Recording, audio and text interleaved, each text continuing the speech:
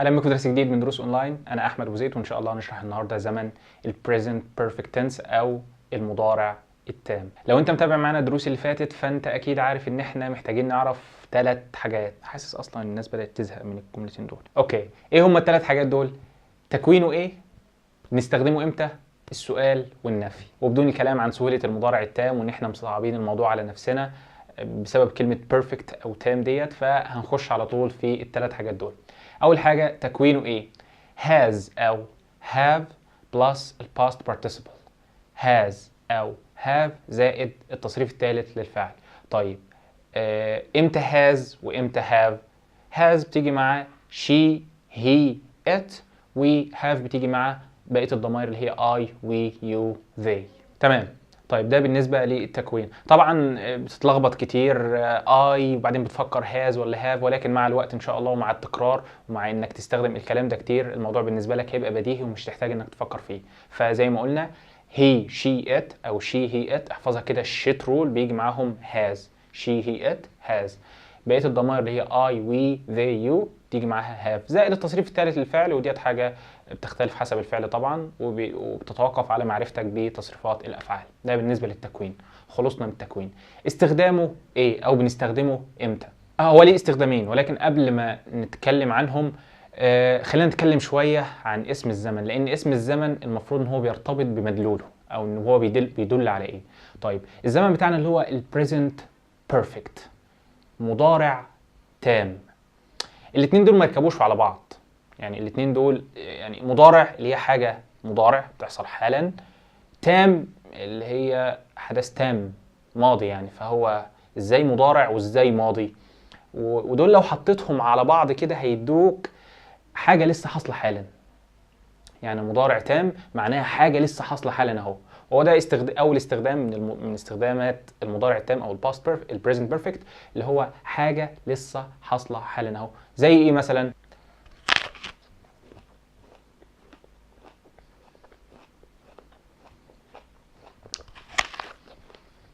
I have just eaten an apple. يعني انا لسه واكل تفاح، لسه واكلها حالا اهو، حالا اهو. كلمه حالا اهوت او من شويه صغيرين، بس ما بتقولش طبعا من شويه صغيرين، بنستخدم زمن البريزنت بيرفكت. I have just eaten an apple.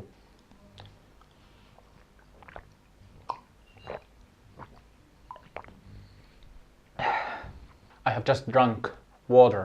I have just drunk water. انا لسه شارب حالا اهو، لسه شارب قدامك حالا اهو برضه. just هنا اللي هي يا دوب لسه حالا اهو. طيب I have just smiled. I have just smiled. فهو ده اول استخدام من استخدامات زمن المضارع التام او البريزنت بيرفكت. طيب ليه ما نستخدمش الباست سيمبل مثلا؟ لما اقول I ate an apple او I drank water او I smiled. مرتبط يعني، هو ده برضو حاجة لازم نعرفها. ايه الفرق ما بين البريزنت بيرفكت والباست سيمبل؟ الفرق بين الاثنين ان في الباست سيمبل ضروري او لازم انك تجيب بعده الزمن او الميعاد اللي حصل فيه او الوقت اللي تم فيه الحدث ده. لكن لو انت ما انتش عايز تقول الوقت اللي حصل فيه الكلام ده او انت ناسيه مثلا، فبنستخدم زمن البريزنت بيرفكت. برضو اقدر اقول الجملتين دول صح. اقدر اقول I have just eaten an apple، لسه واكل تفاحة، او I ate an apple 10 seconds ago او a minute ago. فبنجيب الوقت هنا، لما نجيب الوقت يبقى past simple. هو ده يعني دي مشكلة بتسبب ربكة لناس كتير، ان ايه الفرق ما بين ال present perfect والباست سيمبل. وهو ده الفرق بين الاثنين. الباست سيمبل لازم تجيب وراه الزمن اللي تم فيه الحدث ده او الفترة الزمنية، ولكن البريزنت بيرفكت مش شرط. مثال تاني برضو على حاجة لسه حاصلة من شوية. لما حد يقول لك تعالى كل، يعني مثلا انزل اتغدى يا جدع، تعالى اتعشى، اعمل اي حاجة، فتقول له انا لسه واكل، انا لسه واكل. فهتقول له الكلام ده ازاي؟ هتقول له I have just eaten. I have just eaten. طب ممكن تعبر عن الكلام ده بالباست سيمبل برضو؟ طبعا، بس لازم تجيب الفترة الزمنية. مثلا تقول له ايه I ate half an hour ago او I ate 5 minutes ago، يعني انا اكلت من 5 دقايق.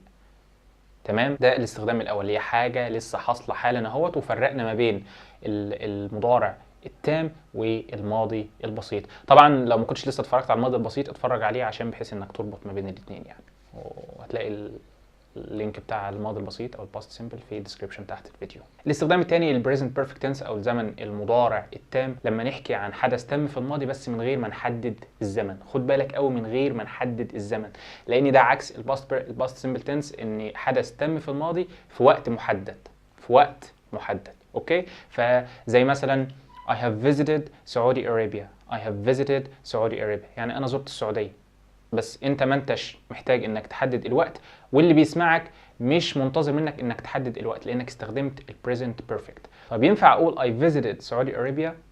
ينفع، بس لازم تحدد الوقت او الزمن. مثلا last month I visited Saudi Arabia last month، لكن I visited Saudi Arabia اللي بيسمعك منتظر منك حاجه بعدها، الوقت اللي انت سافرت فيه السعوديه. اوكي، فهو ده برضو يعني شبه لحد ما الاستخدام الاولاني، ولكن ده حدث تم في الماضي البعيد شويه من غير ما نحدد الوقت. مثال تاني، انت مثلا بتتفرج على التلفزيون وجه فيلم، فالفيلم ده انت اتفرجت عليه قبل كده، فتقول انا اتفرجت على الفيلم ده قبل كده. فهتقول كده ازاي؟ هتقول I have seen this movie before، ما بتقولش I saw this movie، لان لما تقول I saw this movie منتظر، اللي بيسمعك منتظر انك تحدد زمن او تقول حاجه بعدها. مثلا ممكن تقول I saw this movie last week، تمام؟ انما لو عايز تقول I have seen this movie before مش محتاج انك تقول تحدد الوقت او الفتره الزمنيه. مثال ثالث، انت مثلا شفت كتاب انت كنت قراته قبل كده، فبتقول انا قريت الكتاب ده قبل كده. I have read this book before. I have read this book before. فعل read verb read التصريفات الثلاثه شبه بعض ولكن بيختلفوا في النطق. يعني التصريف الاول read، التصريف الثاني read، التصريف الثالث read. اوكي، بيتشابهوا في السبيلنج لكن بيختلفوا في النطق. ثالث حاجه واخر حاجه وهي السؤال. لو انت عايز تسال واحد مثلا شفت الفيلم ده قبل كده، تقول له have you seen this movie before، او have you ever seen this movie before، انت شفت الفيلم ده قبل كده. لما برضو تسال واحد انت قريت الكتاب ده قبل كده، have you read this book before او have you read this book. طبعا بيحصل لخبطه عند كتير من الناس، طب انا استخدم البريزنت بيرفكت ولا استخدم الباست سيمبل؟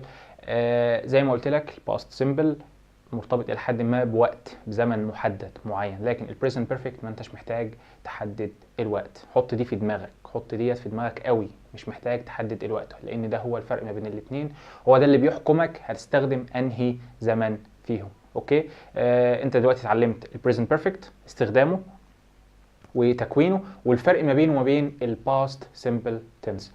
اوكي، طيب نلخص الموضوع بسرعه.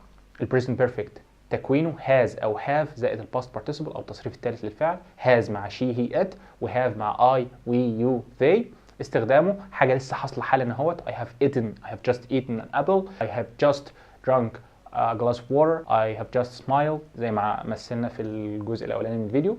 والاستخدام الثاني لما تتكلم عن حدث تم، بتحكي عن حاجه حصلت في الماضي بس من غير ما تحدد الوقت، زي مثلا I have seen this movie before، I have visited Saudi Arabia، I have visited London مثلا، او حاجه زي كده من غير ما تحدد الوقت. لكن لو عايز تحدد الوقت يبقى هتستخدم الباست سيمبل، I visited Saudi Arabia last month او last year او في اي وقت يعني، بس لازم تحدد الوقت. والسؤال بتجيب have في الاول وكمل الجمله عادي جدا زي I have seen this movie before لو انا عايز اسال have you seen this movie before، او لو بصيغه استفهاميه زي what have you done، انت ايه اللي عملته ده. مشهور قوي الجمله ديت، تسمعها كتير في الافلام الاجنبي لما واحد يقول له what have you done، انت ايه اللي عملته ده. what have you done، have you done، تقول له ايه اللي انت عملته ده. مثلا واحد وقع كوبايه الميه على الكتاب او على الكمبيوتر، what have you done، انت ايه اللي عملته ده. اوكي، طيب ده ببساطه الباست بيرفكت تنس. لو عجب الفيديو متنساش تعمل لايك سبسكرايب وشير، وتشوف الفيديوهات اللي فاتت، او بص على الديسكربشن هتلاقي لينكات للفيديوهات اللي فاتت والفيديوهات اللي جايه ان شاء الله. السلام عليكم.